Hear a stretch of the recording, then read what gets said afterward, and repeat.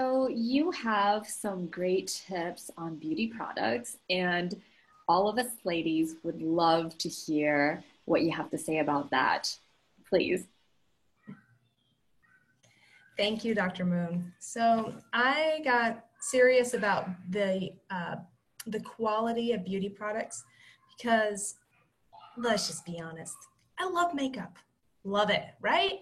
And however, if you look at the ingredients, you would not ingest majority of those ingredients. Like you would not, I mean, the majority of lipstick in the US has lead.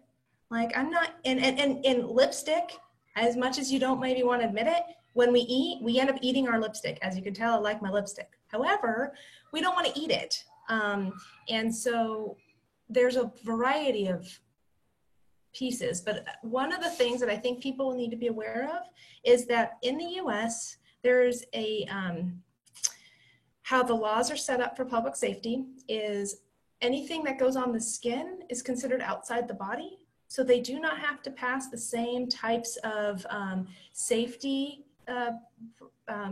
concerns. There's not the same safety concerns in the law. And so I know Europe is more progressive about these laws, but something like the Environmental Working Group is such an important group that we have to be able to look up our different products that we use. And you'll be amazed that so many things are given these horrible ratings. Well, the reason these can even get to market is they're not considering the skin as an absorbable organ. Now, talk to any physician and we'll tell you the skin absorbs things. And actually we know this from common sense in a way, like if you, otherwise, why would medications work that are in a lotion form? You know, like why would we be able to use women's hormones that are on a cream, right? If your skin is not absorbing that, that wouldn't even be working. And we know, we all know someone who uses some sort of cream hormone and it works great. However, our skin is absorbing things. It's actually the largest organ of our body, and our skincare and cosmetics are not being held to the same standards that food would be.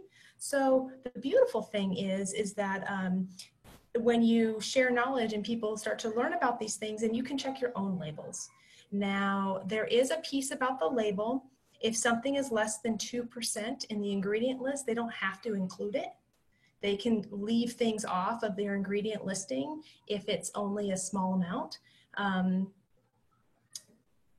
Whether that's, I feel like that's relevant, but that might be just my own opinion. However, there's a piece of looking at the ingredients and not even trusting everything that says organic, because you can have a single ingredient that's labeled organic, and that allows the marketing staff of that company to call the whole label organic, the whole product organic. So you do have to kind of ask your questions and be aware.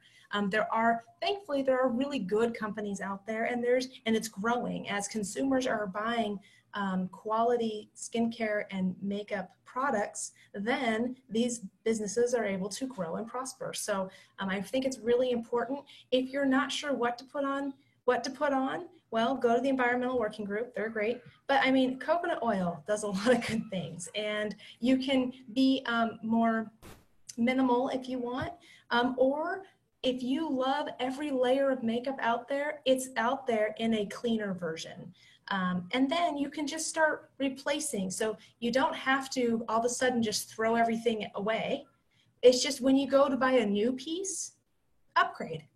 When you go and buy a new piece, upgrade. You don't have to necessarily, because I know makeup can get expensive. You don't have to throw it all away and start over, but start to consider shopping around different brands, shopping around for the organic or the cleaner option. It makes a huge difference in overall quality of health, because really what's happening, because there isn't the legislation to protect us regarding the ingredients that can be in health products, what's happening is that we're essentially big guinea pigs.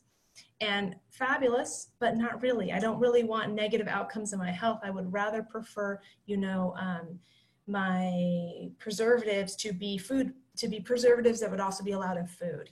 Therefore, if it soaks into my skin, I still know it's safe for the rest of my body. So makeup is one of those things that there is a huge profit margin in the makeup industry. An average little eyeshadow is about 50 cents to produce, and yet they're selling it for, $15, $18 or however. And so when you get an industry that has big profit margins, you don't always get people there that are necessarily altruistic in motive. And so I just encourage consumers to open up their eyes, start checking labels, asking around, and more in the last 10 years, the organic makeup industry has really grown and blossomed, and there's really good products out there that we don't have to, we just don't have to sacrifice health and beauty. So thank you. It's an important piece. And I know that we want to use our cosmetics or not, you know, to each their own, but for those of us that like them, know that there can be a better way. Okay, thank you. Thank you